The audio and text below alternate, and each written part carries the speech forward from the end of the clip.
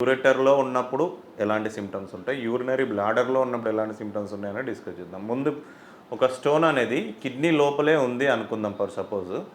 Kidney లోపలే ఉన్నప్పుడు ఏమైద్దంటే పేషెంట్‌కి ఫస్ట్ రీనల్ కోలిక్ అంటారనమాట. అంటే చాలా ఎక్స్‌క్రూటియేటింగ్ పెయిన్ వస్తదనమాట. ఎక్కడొస్తది? మనకు బ్యాక్ కరెక్ట్‌గా లెఫ్ట్ సైడ్ అయితే లెఫ్ట్ సైడ్, రైట్ సైడ్ అయితే right side. Renal angle back సైడ్‌లో మనకు స్టార్ట్ అవుతా ఉంటది. సో, అది చాలా ఎక్కువగా ఎక్స్‌క్రూటియేటింగ్ పెయిన్ అంటారనమాట. చాలా ఎక్కువగా వస్తా ఉంటది. కామన్‌గా నైట్ టైము లేకుంటే ఎర్లీ మార్నింగ్ లేస్తున్నప్పుడు ఈ టైంలో ఎక్కువ వస్తా ఉంటదనమాట. అది రీనల్ కోలిక్.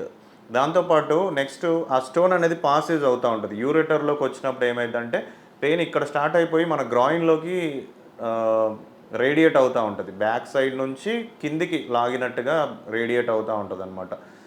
అది యూరెటర్‌లో ఉన్నప్పుడు. ఇంకొకటి యూరినరీ బ్లాడర్‌లో ఉన్నప్పుడు ఏమైద్దంటే పేషెంట్‌కి యూరిన్ పాస్ చేస్తున్నప్పుడు మంట రావడము, నొప్పి రావడము, యూరిన్ సరిగ్గా ఎళ్ళలేకపోవడము, లేకుంటే మొత్తం మనకు ఆహ్, ప్యూబిక్ ఏరియాలో మొత్తం పెయిన్ రావడము, ఇట్లాంటియన్నీ గూడా యూరినరీ బ్లాడర్‌లో స్టోన్స్ ఉన్నప్పుడు వచ్చే సింప్టమ్స్.